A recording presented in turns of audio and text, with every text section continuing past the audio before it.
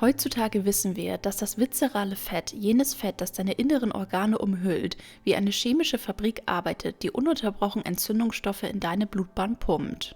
Viele Menschen kämpfen jahrelang gegen diesen Rettungsring, scheitern aber nicht an mangelnder Disziplin, sondern an veralteten biologischen Annahmen. Sie versuchen, ein modernes Stoffwechselproblem mit Methoden aus dem letzten Jahrhundert zu lösen. Doch um den biologischen Safe deines Körpers zu knacken, reicht es nicht, weniger zu essen. Du musst die hormonellen und metabolischen Codes verstehen, die den Zugriff auf diese Energiereserven blockieren. Hier sind die 5 kritischsten Fehler, die den Fettabbau am Bauch systematisch sabotieren. Nummer 1. Die Cortisolfalle. Der wohl unterschätzteste Grund für hartnäckiges Bauchfett ist nicht das, was du isst, sondern wie du lebst. Wenn du unter chronischem Stress stehst, schüttet deine Nebennierenrinde das Hormon Cortisol aus. In der Evolution war Cortisol überlebenswichtig, um Energie für Fluchtreaktionen bereitzustellen. Heute jedoch sorgt ein dauerhaft erhöhter Cortisolspiegel dafür, dass Glucose aus dem Muskel mobilisiert und, falls sie nicht verbraucht wird, bevorzugt in der Bauchregion wieder eingelagert wird. Da die Fettzellen im Bauchbereich mehr Rezeptoren für Cortisol besitzen als das Unterhaut-Fettgewebe an den Beinen, wird der Bauch zur primären Deponie für stressbedingte Energieüberschüsse. Wer also versucht, mit noch härterem Training und noch weniger Schlaf abzunehmen, erhöht den Stresslevel weiter und gibt seinem Körper paradoxerweise den Befehl, das Bauchfett noch fester einzumauern. Nummer 2. Die Insulin-Achterbahn. Selbst wenn deine Kalorienbilanz theoretisch stimmt, kann ein einziger Faktor die Fettverbrennung komplett zum Stillstand bringen: ein hoher Insulinspiegel.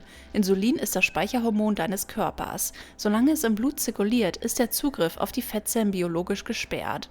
Der größte Fehler sind hier flüssige Kalorien, egal ob Softdrinks, Fruchtsäfte oder der tägliche Alkohol.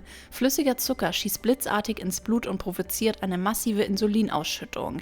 Besonders tückisch ist Fructose, die direkt in der Leber verarbeitet wird und bei Überlastung die Entstehung einer nicht-alkoholischen Fettleber fördert, was wiederum die Insulinresistenz verstärkt. In diesem Zustand verlernt dein Körper Fett als Energiequelle zu nutzen, selbst wenn du ein Kaloriendefizit einhältst.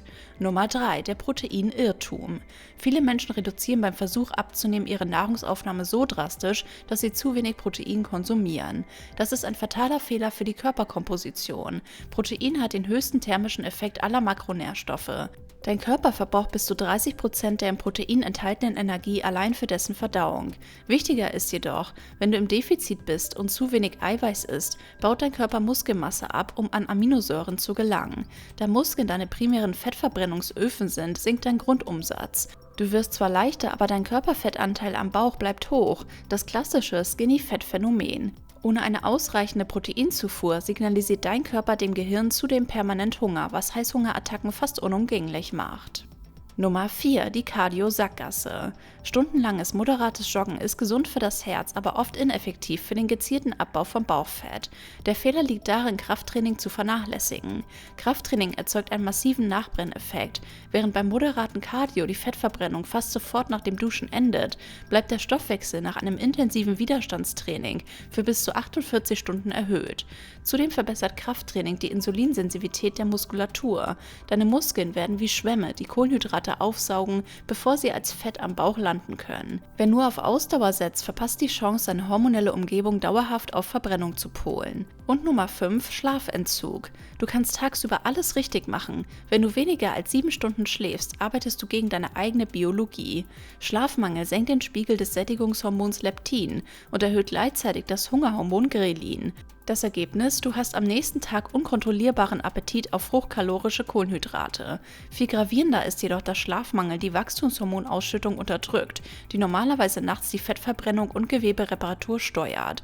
Ohne ausreichende Regeneration bleibt der Cortisolspiegel auch am Morgen hoch, was den Teufelskreis aus Punkt 1 schließt. Dein Bauchfett verschwindet nicht im Fitnessstudio, sondern zu einem großen Teil während der Tiefschlafphasen, in denen dein Körper die metabolische Aufräumarbeit leistet. Möchtest du jetzt noch wissen, wie der geheime Abnehmtrick mit Backpulver funktioniert? Dann schau dir unbedingt das Video an, welches wir dir an dieser Stelle verlinken. Klicke direkt drauf.